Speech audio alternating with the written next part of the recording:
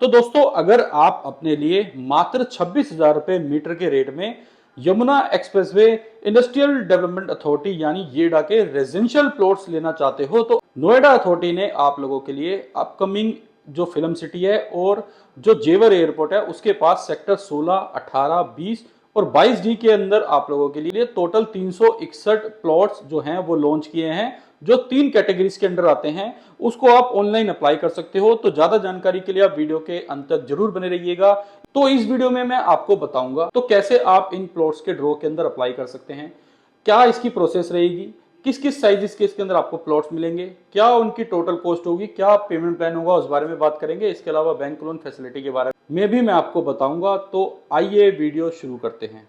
नमस्कार दोस्तों, स्वागत है आपका मेरे YouTube चैनल पर। दोस्तों मेरा नाम है हरपाल सिंह। तो जैसा कि आप लोगों को पता है, मैं आपके साथ डेली बेसिस पे रेजिडेंशियल और कमर्शियल प्रॉपर्टीज की वीडियो शेयर करता रहता हूं। तो दोस्तों आज की वीडियो जो मैं आप लोगों के साथ शेयर कर रहा हूं वो Noida expressway industrial development authority के रेजिडेंशियल प्लॉट्स के ऊपर शेयर कर रहा हूं। दोस्तों आज के टाइम में नोएडा अथॉरिटी या येडा ने जो प्लॉट्स लॉन्च किए हैं वो टोटल 361 प्लॉट लॉन्च किए हैं, जिनके अंदर 3 कैटेगरीज बनाई गई हैं। एक जो कैटेगरी है वो फार्मर कैटेगरी है, जिसके अंदर 17.5% का रिजर्वेशन भी है। इसके अलावा इसके अंदर दूसरी कैटेगरी जो है वो उन लोगों की है जिन लोगों के पास यहाँ पे अथॉरिटी के इंडस्ट्रियल प्लॉट्स हैं या इंडस्ट्रीज हैं, जिनकी उन लोगों की 5% की यहाँ पे रिजर्वेशन रखी गई है। तीसरी कैटेगरी जो रहेगी वो जनरल कैटेगरी रहेगी। फार्मर्स कैटेगरी के अंदर यहाँ पे आपको टोटल 63 प्लॉट्स देखने को मिलते हैं। इसके अलावा जो दूसरी कैटेगरी बताई मैंने इंडस्ट्रीज के लिए, उसके अंदर आपको टोटल 18 ही प्लॉट्स देखने को मिलते हैं। और जो जनरल कैटेगरी के जो प्लॉट हैं वो टोटल 280 हैं। साइजेस की बात करूं तो यहाँ पे आपको 120 स्क्वायर मीटर का प्लॉट मिलेगा, आपको 162 मीटर का प्लॉट मिलेगा, 200 मीटर का भी प्लॉट मिल जाएगा।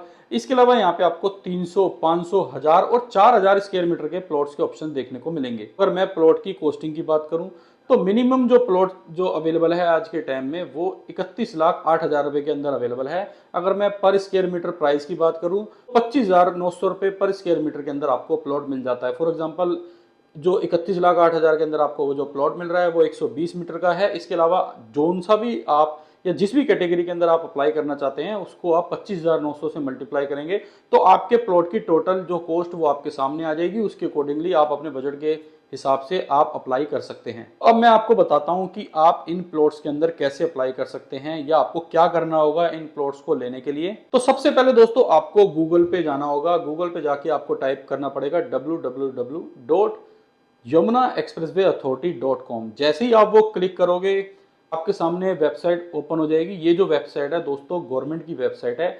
इसके अलावा इस स्कीम के लिए कोई भी अदर वेबसाइट नहीं बनाई गई। जो बाकी वेबसाइट होंगी वो ऑलमोस्ट फ्रॉड होंगी या मिसलीडिंग की होंगी। ये एक एग्जैक्ट वेबसाइट है जो कि ऑफिशियल है येडा की। जैसे ही आप इस वेबसाइट को ओपन करते हैं तो सबसे पहले आपको कुछ जो ऐसा लिखा होगा कि स्किप टू वेबसाइट पे जाने का ऑप्शन दिया होगा। जैसे ही आप स्किप टू वेबसाइट पे जाएंगे तो आपको कई सारी फोटोज दिखेंगी या फोटोज ऐड दिखेंगी, जिसको आप क्रॉस करते जाना। जैसे जैसे वो चीजें खत्म हो जाएंगी तो फिर बाद में आपको अप्लाई फॉर RPS 08/2024 की स्कीम दिखेगी या ऐसा कुछ लिखा हुआ दिखेगा, जो कि मैं अभी आपको साइड में दिखा भी देता हूँ।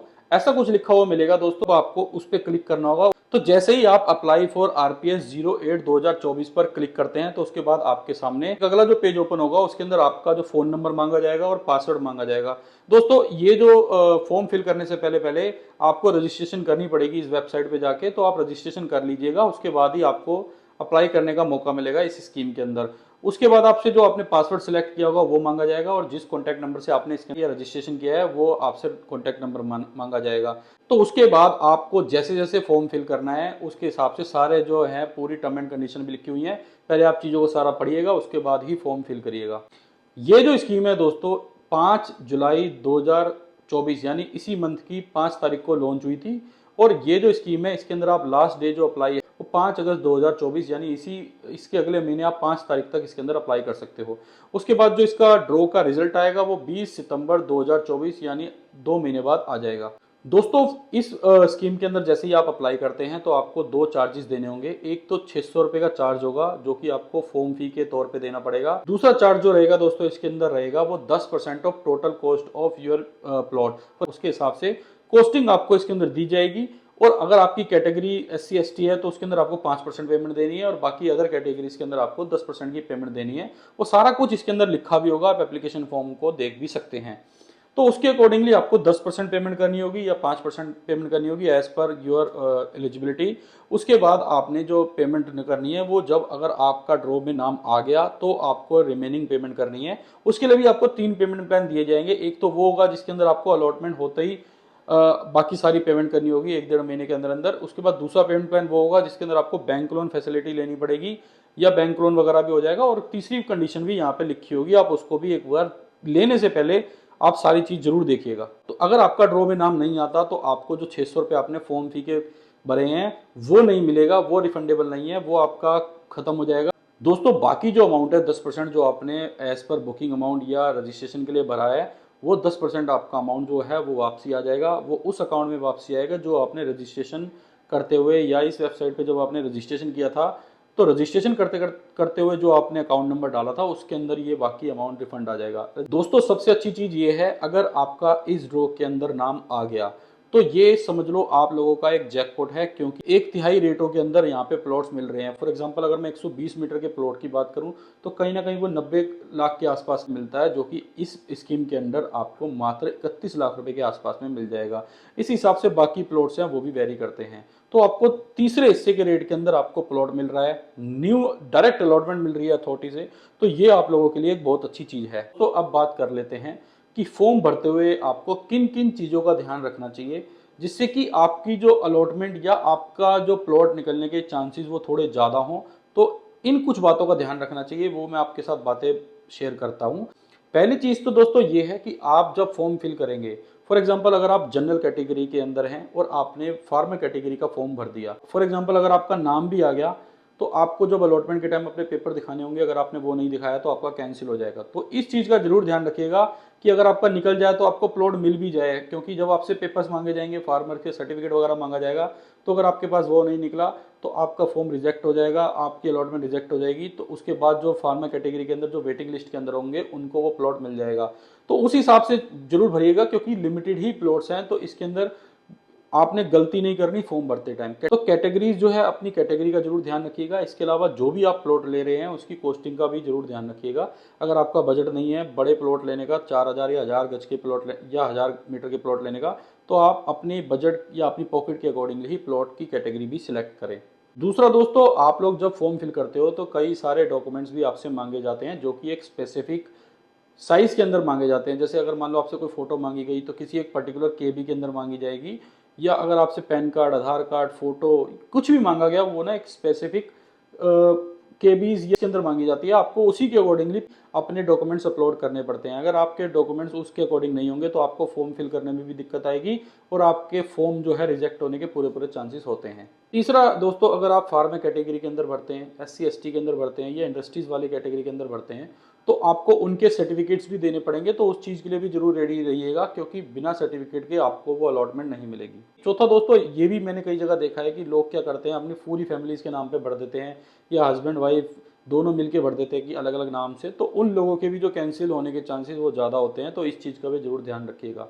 तो दोस्तों अब बात कर लेते हैं सबसे इंपॉर्टेंट पॉइंट की। जितने भी मैंने अभी दोस्तों आपको पॉइंट्स बताए, चाहे वो फॉर्म फिल करने को लेके हो, प्लॉट के साइजेस को लेके हो, या किसी भी तरह के जो पॉइंट्स हैं, उनके अंदर सबसे ज़्यादा ध्यान देने वाली जो चीज़ है मैं उसके बारे में आपको बता देता हूँ। दोस्तों कई बार ये सुनने में आता है, ये जो चीज़ है मैंने दिल्ली और गुड़गांव के अंदर फील की है और नोएडा के अंदर भी मेरे को कुछ ये चीज़ देखने को मिली है।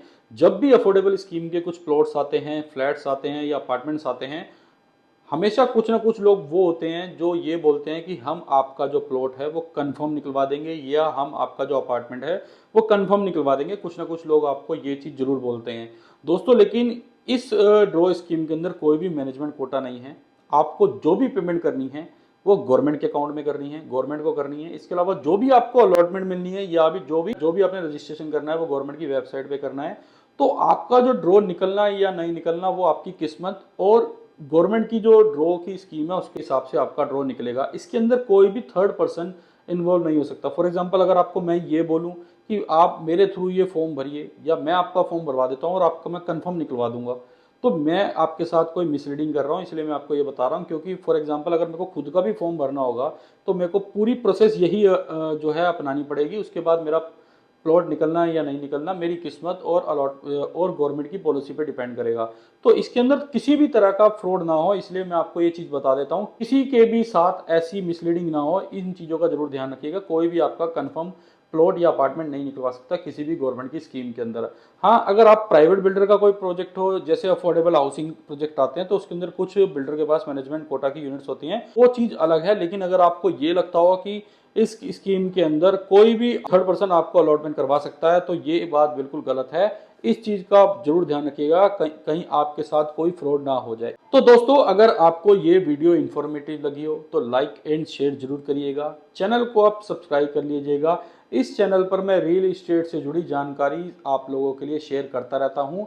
ये एक मेरा सजेशन है, अगर आप अफोर्डेबल प्राइस के अंदर अपने लिए रेजिडेंशियल प्लॉट लेना चाहते हो तो आप लोगों को इस स्कीम के अंदर अप्लाई जरूर करना चाहिए। अगर आपको ये प्लॉट मिल गया तो आपका जैकपॉट निकल जाएगा, क्योंकि एक 1/3 प्राइजेस के अंदर आपको डायरेक्ट अलॉटमेंट मिल रही है अथॉरिटी से। तो ये आप लोगों के लिए एक अच्छा ऑप्शन है। तो मिलते हैं दोस्तों नई वीडियो में नई प्रॉपर्टी के साथ। धन्यवाद।